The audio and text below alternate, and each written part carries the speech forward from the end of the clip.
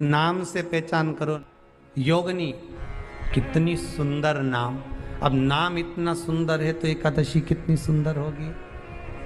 अब एकादशी इतनी सुंदर होगी तो जिस दिन तुम व्रत करोगी एकादशी का तो तुम कितनी सुंदर होगी। मतलब भगवान कितने प्रेम से स्वीकारेगा कि इसका हृदय कितना सुंदर है। ऊपर की सुंदरता मत देखो साहब, व्रत करने से भीतर की सुंदरता। जितनी भी माताएं एकादशी का व्रत करती है बहुत ध्यान से सुनना आज की कथा को। शायद जिंदगी में मिली ना मिली, पर ये कथा का रिश्ता तो बहुत ध्यान से सुनना। ध्यान से। योगिनी एकादशी है। स्कंद पुराण यहाँ तक कहती है कि इस कथा के चरित्र को जो श्रवण कर लेता है उसको 26 एकादशी करना भी नहीं पड़ती। इस एकादशी की केवल ये कथा सुनकर ही वो तर जाता है।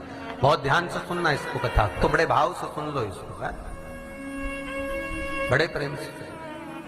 एकादशी का उद्यापन जो करा जाता है उसका उद्यापन और प्रदोष का जो उद्यापन करा जाता है, इन दोनों का क्रम लगभग एक जैसा। कोई आपसे पूछे कि एकादशी का जन्म कब हुआ था? मार्गशीर्ष मास की सुंदर कृष्ण पक्ष की एकादशी के दिन, जब 11वां दिन था भगवान को सोते हुए, तब भगवान के शरीर से एक कन्या ने, एक स्त्री ने जन्म लिया। 11वें दिन जन्मी, इसलिए भगवान आगे इसका नामकरण संस्कार करेंगे, उसका नाम एकादशी रखेंगे।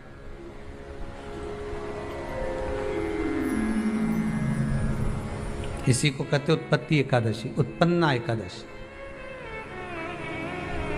प्रकट हो आप पुरुष ने देखा कि कोई कन्या आ रही, बड़ी सुंदर है, बड़ी सरल, बड़ी अच्छी दिख रही है। और पाप पुरुष ने देखा इतनी सुंदर कन्या, इतना सुंदर उसका स्वरूप।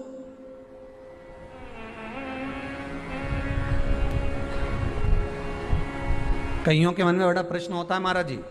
कई माताएं बहुत प्रश्न करती हैं, कहती हैं गुरुजी क्या एकादशी का व्रत केवल वेधव्य नारी करती है? क्या एकादशी का व्रत केवल संत करते हैं, साधु करते हैं? नहीं नहीं, एकादशी का व्रत तो जन्म लिया बच्चे से लेकर मृत्यु के घाट पर पड़ा हुआ व्यक्ति भी एकादशी का व्रत कर सकता है। अपनी एकादशी स्वयं करो, मरने के बाद दूसरे लोग एकादशी दें, उससे अच्छा है कि अपना अकाउंट में खुद जमा करते चलो। तो बुरे वक्त में थोड़ा बहुत कहीं ना कहीं अपने का यमदूत आ गया, यमराज आ गया और उसने कहा लाओ एकादशी दो। अब तुम तो इंतजार में बैठी कि अभी 12वां तो होने दो। तो क्या 12वां के कहीं करेगी? तो क्या 12वां के हमारा छोरा उन्हें एकादशी देगा? तुम खड़े रहो। अब वो 10 दिन तक तो इंतजार करा। गरुड़ पुराण में लिखा है जीवात्मा के जब प्राण छूटते हैं, किसी के प्राण छूटे, प्राण छूटने के 10 दिन तक जीवात्मा घर की अटारी पर रहती है। अब 10 दिन के बाद तो जाएगी।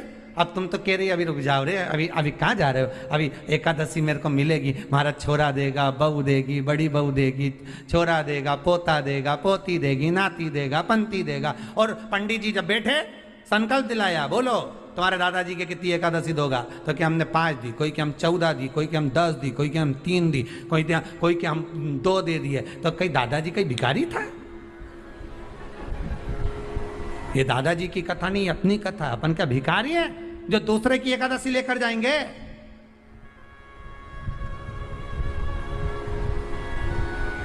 अपन अपनी एकादशी खुद करो, स्वयं एकादशी करो, फिर कहूंगा भले बकरी जैसे चरो, पर एकादशी कर। स्वयं अपने लिए एकादशी करो। जिस समय पर जाएं तो इंतजार नहीं करना पड़े कि रुक जाए 12वां तो होने दे, अभी एकादशी पंडित जी संकल्प छुड़ाएगा ना जब मिले। नहीं हम तो अब भी ले के जाए। तो क्या ले चल, मैंने तो खूब करी, पूरा साल की एकादशी करी, तुझे क्या ही मालूम रहेगी हमारा?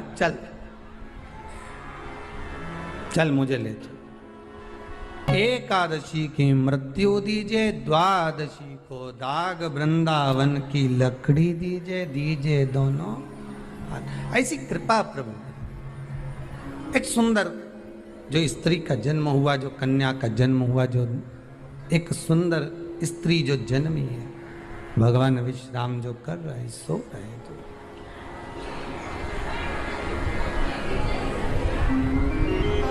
प्रकट हो गई। एकादशी का जन्म मार्गशीर्ष मास कृष्ण पक्ष एकादशी, उत्पन्ना उत्पत्ति एकादशी। प्रगति। पाप पुरुष एकादशी को देखा, भाग गया। कितना सुंदर व्याख्यान वर्णन है, जरा ध्यान दीजिएगा कि मात्र एकादशी का दर्शन ही पाप पुरुष ने करा और वो भी भाग गया। घर में अगर कोई एक व्यक्ति एकादशी का व्रत करता है तो उसके घर में पाप प्रवेश नहीं करता। ये देखिए कितना सुंदर व्याख्यान। पाप पुरुष भागा। मुरदैत्य सामने खड़ा था। जैसे ही सुंदर स्त्री को देखा, मुरदैत्य ने हाथ आगे बढ़ाया। इतने में एकादशी माता ने तुरंत जो हाथ का धक्का दिया कि मुरदैत्य ने जैसे देवताओं को नीचे पटका था, वैसे ही मुरदैत्य भी भूमि पर गिर पड़ा। बहुत ध्यान देना, अगर आप किसी को नीचे गिरा रहे हो तो अपनी भी तैयारी पूरी कर कर रखना कि तुम भी कहीं ना कहीं नीचे गिरोगे, आज नहीं तो कल। आप किसी के लिए खड्डा खोद रहे हो, तैयारी कर रखना, एक दिन आपके लिए भी तैयारी। बार में कोई सीधा है, बहुला है, बहुत सरल है, किसी के बीच में नहीं बोलता, उसके साथ अगर आप कपट करोगे तो आपको रोना तो बहुत पड़ेगा साहब, बिलखना तो पड़ेगा बहुत। अब एकादशी ने धक्का दिया, नीचे गिर गया। कहते हैं 1 वर्ष लग गया था उस मुरदैत्य को उठने में, जो धक्का एकादशी ने मारा था। कई एकादशी ऐसी रे, एक धक्का जो मारे नहीं तो अच्छा निपटी जाए। पाप कपट छल बेईमानी प्रपंच ये तो उठे ही नहीं दादा एकादशी के दिन। ये सब दुबक के बैठ जाए, आज एकादशी है, आपने बोलना ही नहीं। ऐसे हर एकादशी पे एकादशी आ जाए तो तुम काय बोले उससे।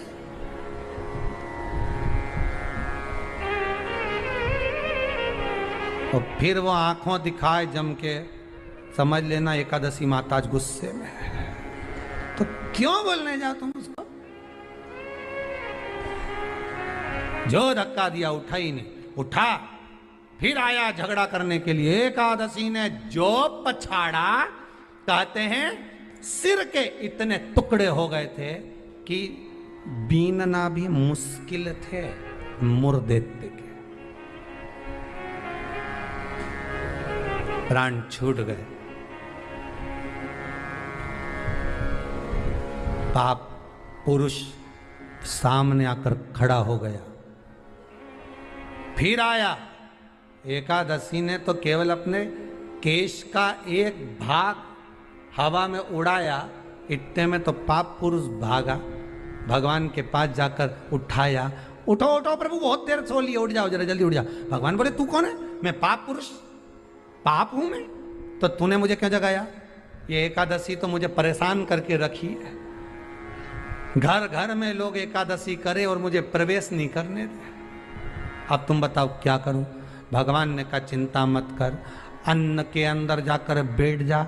एकादशी के दिन जो अन्न खाएगा बस पाप पुरुष उसी में प्रवेश कर जाएगा। पाप पुरुष उसी में प्रवेश करेगा, तू अन्न के अंदर जाकर बैठ जा। ठीक है, मैं अन्न के अंदर जा। भगवान के नेत्र खुले, एकादशी को देखा। इतनी सुंदर एकादशी थी साहब, इसलिए शास्त्र कहता है कि जितनी एकादशी होती है 26 की 26 एकादशी का अगर आप वर्णन करेंगे, 26 की 26 एकादशी का यदि आप स्मरण करेंगे तो एक एक एकादशी का अगर नाम स्मरण करें तो कितना कितना सुंदर। बहुत ध्यान देना महाराज, शास्त्र कहता है सोमवार, मंगलवार, बुधवार, गुरुवार, शुक्रवार, शनिवार, ये देवता वो देवता सबके व्रत कर लो, सारे व्रत कर लो, पर ये व्रत आपको परमात्मा के धाम तक लेकर नहीं जा सकते, क्योंकि इनका जो पुण्य है वो मृत्यु लोक में आप थोड़ा सा भी गलत करते हैं तो पुण्य समाप्त हो जाता है। पर हिंदू धर्म के 3 व्रत ऐसे बता दिए जिन व्रतों का पुण्य समाप्त नहीं हुआ।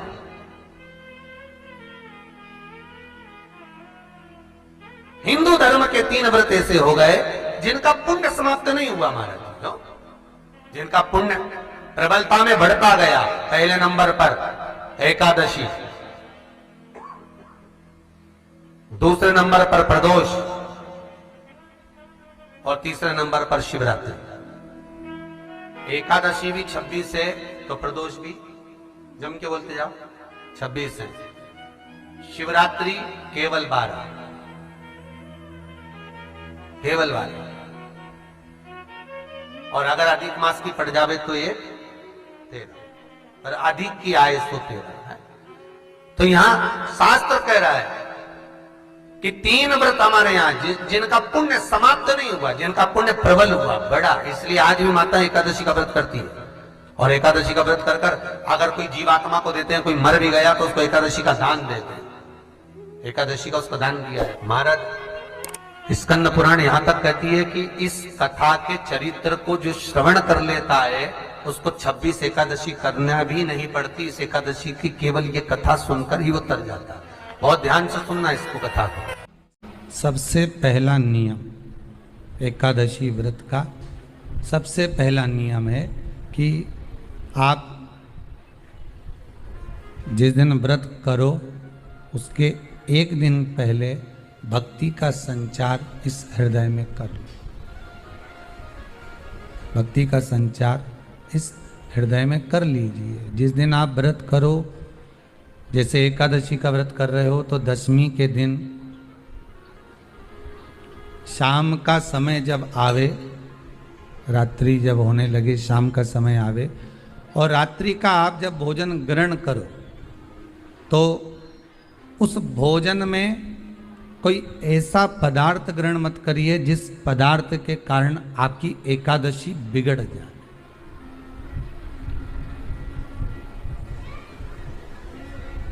कोई बेकार भोजन में ग्रहण नहीं करना, श्रेष्ठ भोजन ग्रहण करिए दशमी के। और एकादशी का दूसरा नियम बहुत ध्यान से सुनिएगा। जिस दिन आपकी एकादशी का व्रत हो उस दिन प्रयास करिएगा कि अपने हाथ से किसी भी वृक्ष की कोई पत्ती टूटे ना। अपने हाथ से किसी भी वृक्ष की, पौधे की, किसी भी वृक्ष की पत्ती अपने हाथ से ना टूटे। बहुत ध्यान दीजिएगा महाराज। एकादशी का ये दूसरा नियम है कि अपने हाथ से किसी पौधे की, किसी वृक्ष की, किसी डाली की कोई पत्ती टूटे ना, कोई पत्ती ना टूटे, इसका प्रयास करिए।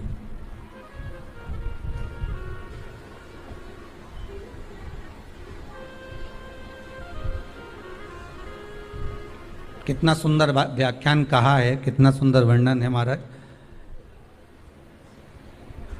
कि मात्र एकादशी का व्रत कर लेने पर,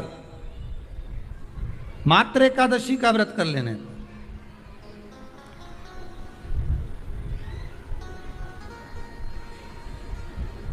जो पूर्व में किया गया हमारा पाप कर्म है, हमने किसी जीव की हत्या करी है, हमने किसी को कष्ट प्रदान करा है, हमने किसी को अपशब्द कहा है, हमने किसी को ताने दिए, हमने किसी को आड़ा टेढ़ा कहा है, हमने किसी को गालियां दे दी है, मात्र एकादशी का व्रत ही कर लेने पर ये सारे जो दोष हैं वो समाप्त हो जाते हैं।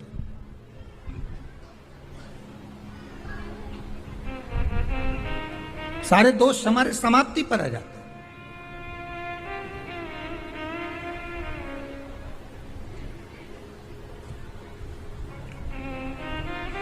अब एक विचार करिएगा थोड़ा सा अपने मन में, अपने चित्त में, अपनी वृत्ति में एक बात उतारिएगा। एक अपने मन में एक बात को उतार कर रखिएगा कि आप अपने पाप को, अपने पाप कर्म को जिस दिन क्षीण करने वाले हो, समाप्त करने वाले हो, अपने पाप को आप जिस दिन समाप्ति पर लेकर जा रहे हो, तो उसके एक दिन पहले आपको प्रसन्नता होना चाहिए कि नहीं होना चाहिए कि कल मेरा पाप कटने वाला है, कल मेरा पाप समाप्त होने वाला है। जो मैंने पाप कर्म करा है वो समाप्त होगा, जो मैंने पाप कर्म करा है वो कल समाप्त हो जाएगा। तो एक दिन पहले आपके चेहरे पर प्रसन्नता हो कि ना हो?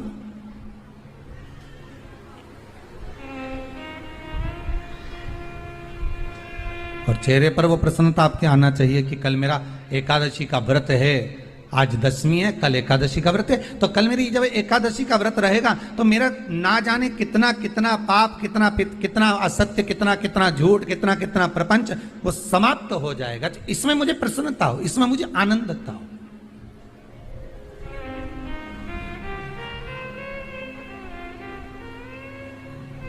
तो क्या कहा गया कि प्रयास करिएगा कि एकादशी के दिन कोई वृक्ष की, कोई डाली की, कोई कोपल की कोई पत्ती ना तोड़ी जाए। क्यों? तो कहा अगर उस पत्ती को हम तोड़ देते हैं, वृक्ष की पत्ती को या क्यारे में लगी हुई कोई डाली की पत्ती को हम तोड़ देते हैं तो एकादशी का पुण्य फल प्राप्त नहीं होता, एकादशी का कोई फल हमारे खाते में नहीं जाता, पुण्य फल प्राप्त। अब फिर भले तुम चाहे तुमने मोरधन खाया हो, चाहे तुमने फिर चिप्स खाई हो, चाहे तुमने फिर व्रत का कितना ही सामान खा गए हो और तुमने सोचा कि आज मेरी एकादशी है, तो फिर उसका कोई फल प्राप्त नहीं है, उसका कोई सुख प्राप्त नहीं है आपको, फिर उसका कोई आनंद प्राप्त नहीं है आपको, तो उसमें कोई आनंद की अनुभूति आपको नहीं मिल रही। को याद रखिए, गौदान और एकादशी, श्रीमद वल्लभाचार्य जी ने मायावत का खंडन करा था जगन्नाथपुरी में, और श्रीमद वल्लभाचार्य जी ने कहा था एकादशी मरने के बाद मत दो, एकादशी जीते जी दो। कहा था कि नहीं कहा था? जीते जी दान करिए। इसलिए जगदीश में, जगन्नाथपुरी में एकादशी उल्टी लटकी हुई है। करें आपने दर्शन? जगदीश में एकादशी को उल्टा लटकाया। क्यों? क्योंकि वल्लभ ने कहा कि एकादशी जीते जी दो। कई पंडितों कहते हैं तुम्हारे दादाजी मर गए, जब 12वें का दिन होता है ना तो पंडित जी संकल्प छुड़ाते हैं, दो एकादशी। बड़े बेटे ने 5 दे दी, छोटी बहू ने 3 दे दी, उसने 2 दे दी, उसने 2 दे दी, तो क्या तुम्हारे दादाजी भिखारी थे जो तुम्हारी एकादशियां लेकर जाएंगे? और तुम कौन होते हो दादाजी को एकादशी देने वाले? तुमने कौन सा इतने पुण्य कर लिए जो तुमने एकादशी दे दी?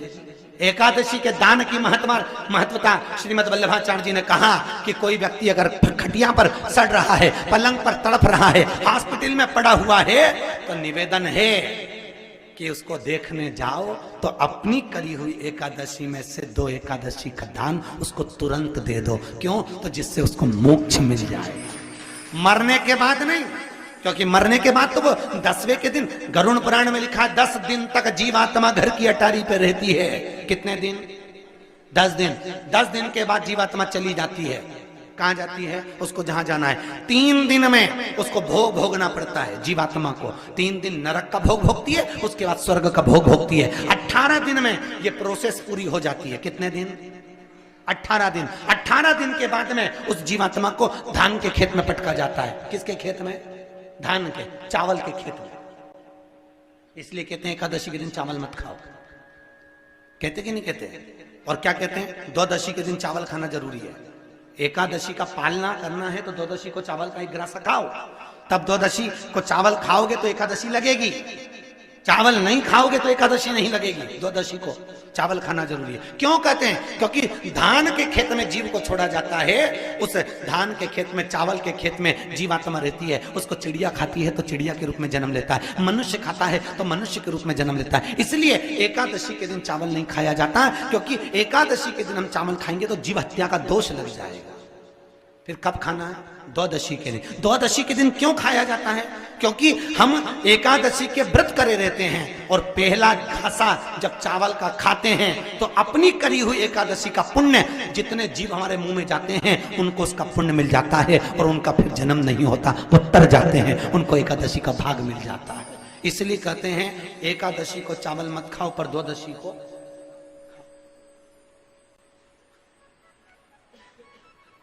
खाइए। 10 दिन तक जीवात्मा है, और आपने एकादशी कब दान दी? बोलो जम के। 12वें के दिन, 13वें के दिन आपने एकादशी का दान दिया, वो मिली उनको? अरे बोलो अच्छे से। कई तो अभी तक कर रही होगी, हमारे दादाजी के निमित्त की कर रहे हैं, कर ले। फिर वही वाली बात आ गई, गुलाब के फूल में पानी जारी है। एकादशी के दिन शंकर भगवान को चावल का दाना चढ़ाना चाहिए कि नहीं चाहिए?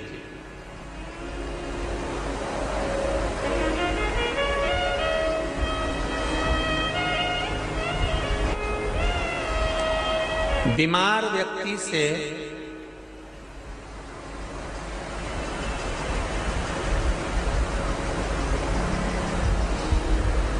कोई बीमार व्यक्ति है, बहुत रोगीला, उसको बहुत रोग है, शुगर है, बीपी है, थायराइड है, सब कुछ है उसको, और वो रोगीला व्यक्ति जब डॉक्टर के पास जाकर पूछे, डॉक्टर साहब मेरी तबीयत ठीक नहीं रहती है, मैं बहुत कष्ट में रहती हूँ, बहुत तकलीफ है शरीर में, और अभी सावन का महीने का व्रत आ रहा है डॉक्टर साहब, 1 महीना में व्रत करती थी पहले, करूं कि नहीं करूं? तो डॉक्टर साहब क्या बोलेंगे? बोलते जाओ जरा जम के। डॉक्टर बोलेगा कि आप व्रत मत करो। डॉक्टर एक बात कहेंगे, शरीर स्वस्थ रखना है, व्रत बाद में हो जाएगा, अगले वर्ष कर लेना, पर अभी शरीर को सही रखने के लिए दोनों समय अच्छे पेट भरकर सात्विक भोजन करो और अपने शरीर को ठीक करो। सात्विक भोजन अपने शरीर को, व्रत बाद में भी हो जाए, अगले वर्ष हो जाए।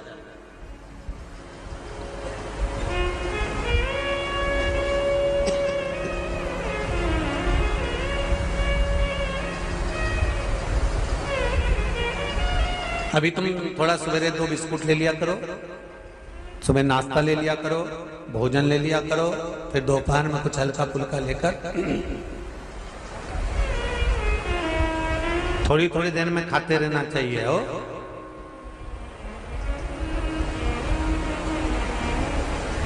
थोड़ा थोड़ा खाओ, थोड़ी थोड़ी देर में खाओ, एक साथ सुरसा जैसे मत निपटा जाए, थोड़ा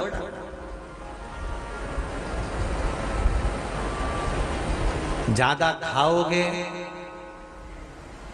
और ज्यादा कमाओगे तो दूसरों को कष्ट नहीं होगा, कष्ट खुद को होगा। ज्यादा खाओगे अपाच्य हो जाएगा, रात की नींद उड़ जाएगी, शरीर में अच्छा नहीं लगेगा। ज्यादा कमाओगे, रात की नींद उड़ जाएगी, दुनिया की दृष्टि तुम पर पड़ जाएगी और तुम्हारी रातों की नींद। कमाओ भी उतना जितना खर्च कर सको और खाओ भी उतना जितना पचा सको। अति सर्वस्व वर्जन। डॉक्टर कहेंगे ये तुम्हारा व्रत जो है ना अगले साल कर लेना, इस साल मत करिए, इस साल तो आराम से भोजन वोजन करो तुम लोग, बढ़िया प्रेम से खाओ पिए। तो उसी तरह किसी ने पूछा कि चावल का दाना एकादशी पर भगवान शंकर को चढ़ा सकते हैं? चावल का दाना शंकर जी को चढ़ाते क्यों है, पहले तो वो समझ। बेलपत्री का तो महत्व आपको बार बार बताया कि बेलपत्री शिव जी को क्यों चढ़ाई जाती है, कहीं रोग के लिए, कहीं बीमारी के लिए, कहीं किस कार्य के लिए, कहीं कोई कार्य के लिए, कहीं कोई कार्य के लिए। चावल का दाना अगर हम शंकर भगवान को चढ़ा रहे हैं तो क्यों चढ़ा रहे हैं, उसका कारण क्या है? चावल का दाना शिव को चढ़ाने का केवल एक कारण रहता है कि चावल को अक्षत कहते हैं।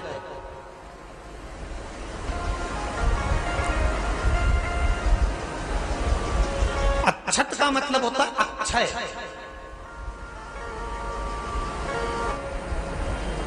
उसका मतलब क्या होता है? अक्षय, जिसका कभी क्षय ना हो। जब हम भगवान शंकर को चावल का दाना चढ़ाते हैं, जैसे बहुत ध्यान दीजिएगा महाराज, बहुत समझने वाली बात है, बहुत ध्यान से।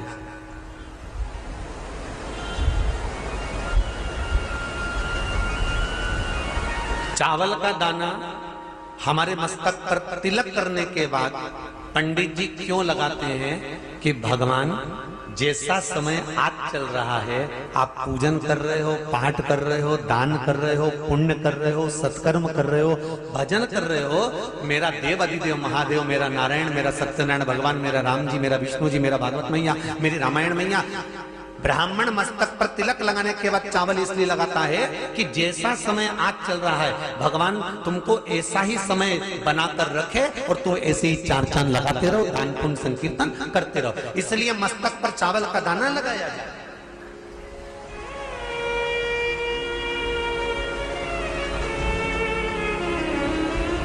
कोई मर जाता है, मरने के बाद जब तक पगड़ी नहीं होती तब तक माथे पर तिलक चावल का दाना लगाया जाता है। जम के बोलो जरा, नहीं लगाता।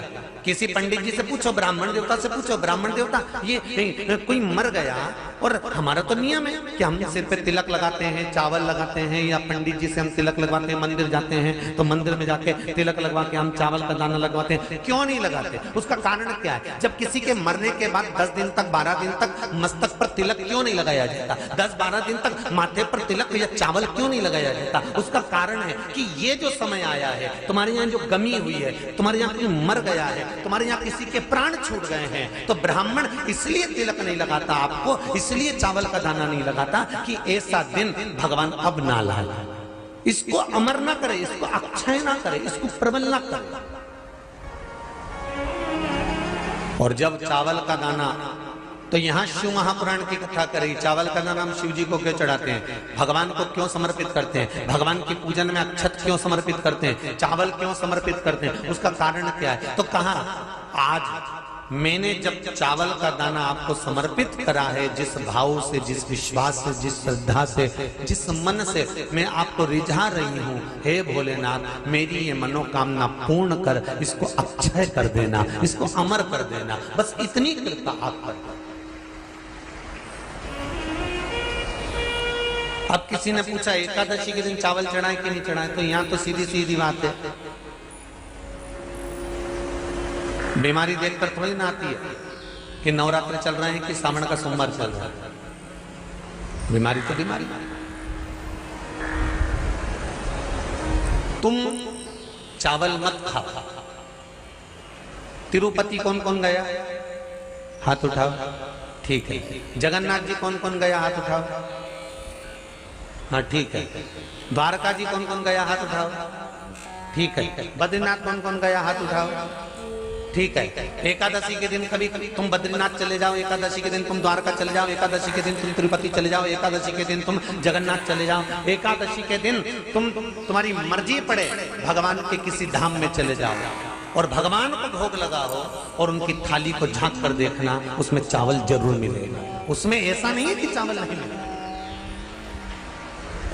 बद्री नारायण में भगवान को चावल का भोग लगा हुआ मिलेगा, द्वारका में चावल का भोग लगा हुआ मिलेगा, आपको जगन्नाथ में चावल का भोग लगा हुआ मिलेगा, तिरुपति में मिलेगा, द्वारकाधीश में मिलेगा, नाथद्वारा में मिलेगा, सांवरिया सेठ में मिलेगा, काकरोली जी में मिलेगा।